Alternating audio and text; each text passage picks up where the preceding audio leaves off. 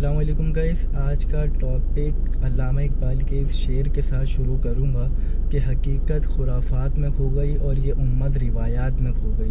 محرم الحرام کا مہینہ ہے، آپ لوگ دیکھتے ہی ہوں گے کہ بہت ساری خرافات امام حسین علیہ السلام کے نام پر کی جا رہی ہوتی ہیں اور ان کو گھما پھرا کے قرآن و حدیث سے ثابت کرنے کی کوشش بھی کی جا رہی ہوتی ہیں، جیسے کہ ماتم۔ اب ایک عالم کا میں نے بیان سنا تھا، وہ کہہ رہا تھا کہ نبی علیہ السلام نے جو ہے وہ اپنے چچا حضرت حمزہ رضی اللہ تعالیٰ عنہ کے جنازے پر جو ہے وہ ماتم کیا تھا۔ ماتم کیا تھا؟ روئے تھے، چیخو پکار کیا تھا اور نبی علیہ السلام نے جو ہے وہ تمام لوگوں کو جمع کیا تھا۔ ابے بھائی، وہ ابتدائی اسلام کا واقعہ تھا۔ اس کے بعد خود نبی علیہ السلام نے جو ہے وہ منع فرما دیا تھا کہ 3 دن سے زیادہ سوگ منانا جائز نہیں ہے سوائے عورت کے، یا تو اس کا خاوند اس کو چھوڑ کے چلے گیا ہو یا پھر مر گیا ہو۔ عورت کے لیے جائز ہے 3 دن سے زیادہ سوگ، وہ بھی 2 کنڈیشن میں، یا تو چھوڑ گیا ہو یا مر گیا ہو۔ اس کے علاوہ 3 دن سے زیادہ سوگ منانا حرام ہے، یہ خود نبی علیہ السلام نے فرمایا۔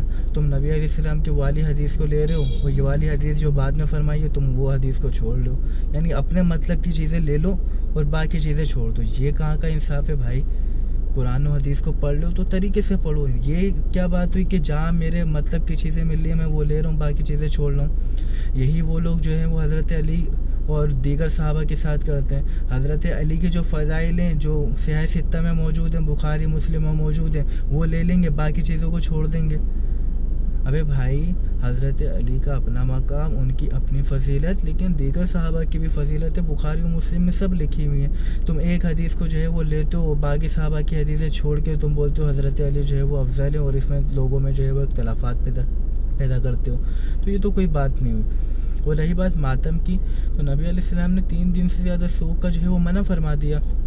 اور اگر تم کہتے ہو کہ نہیں حدیث سے ثابت ہے، تو بھائی زمانہ نبوی میں ابتدائی اسلام میں شراب بھی تو حلال تھی، نبی علیہ السلام موجود تھے، لیکن آہستہ آہستہ جو ہے وہ شراب سے منع کیا۔ کیا تمہارے لیے اب بھی شراب جائز ہے؟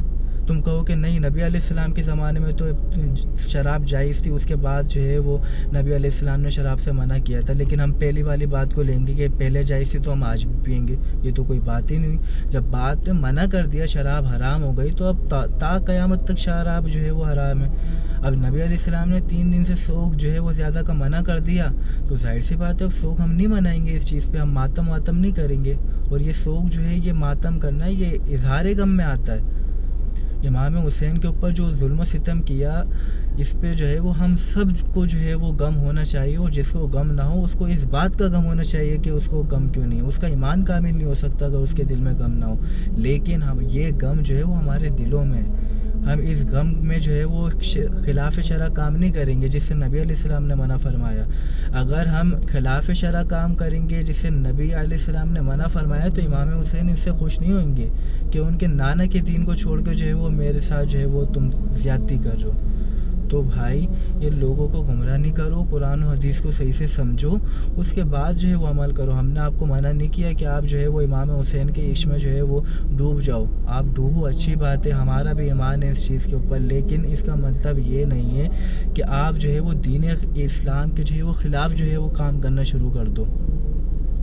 تو اتنی سی بات ہے، حضرت علی کو ہم بھی مانتے ہیں، آپ بھی مانتے ہو، لیکن فرق اتنا ہے ہم تمام صحابہ کو مانتے ہیں اور حضرت علی کو بھی مانتے ہیں۔ آپ کا نظریہ یہ ہے کہ حضرت علی افضل، باقی کوئی جو ہے اہمیت و حیثیت نہیں رکھتا، جبکہ ہمارا عقیدہ یہ ہے کہ حضرت علی کے بغیر بھی ایمان مکمل نہیں ہے اور صحابہ کے بغیر بھی ایمان مکمل نہیں ہے، ان دونوں کا ہونا ضروری ہے۔ اور صحابہ کے مابین آپس میں یہ سب نہیں تھا۔ اور رہی بات حضرت ابو بکر صدیق رضی اللہ تعالیٰ عنہ کی خلافت والے مسئلے کی، تو خود نبی علیہ السلام نے جو ہے وہ حضرت ابو بکر صدیق کو جو ہے وہ امامت کے لیے آگے کیا تھا۔ حضرت عائشہ رضی اللہ تعالیٰ عنہا نے عرض کری، یا رسول اللہ صلی اللہ تعالیٰ علیہ وسلم، علی کو امامت کے لیے بھیج دوں جب نبی علیہ السلام بیمار تھے؟ فرمایا نہیں۔ پھر حضرت عائشہ نے یہ سوال کیا، پھر دوبارہ یہ کیا۔ وہ اپنے بابا کا نام اس لیے لینا نہیں چاہ رہی تھی کہ نبی علیہ السلام کا یہ نہ سوچے کہ یہ اس کے بابا ہیں، جب یہ جو ہے اپنے بابا کا نام لے رہے۔ حضرت نبی علیہ السلام نے فرمایا کہ ابو بکر کہاں ہیں، ابو بکر کو بھیجو۔ تو نبی علیہ السلام نے خود حضرت ابو بکر کو امامت کے لیے آگے کیا، بلا فصل جو ہے وہ آپ جو ہے وہ خلافت پر جو ہے وہ فائز ہوئے، پھر آپ جو ہے وہ اس مسئلے کو لے کے لڑتے ہو۔ یہ بھائی یہ ساری حدیثیں بخاری میں لکھی ہوئی ہیں، کتاب الصلاۃ کا چیپٹر اٹھا کے پڑھو، لیکن آپ کا نظریہ وہی ہے کہ آپ چاہتے ہو کہ جو ہمارے مطلب کی حدیثیں ہم وہ لوگوں کو سنائیں، باقی کو چھوڑ دیں۔ یہ تو منافقت ہے۔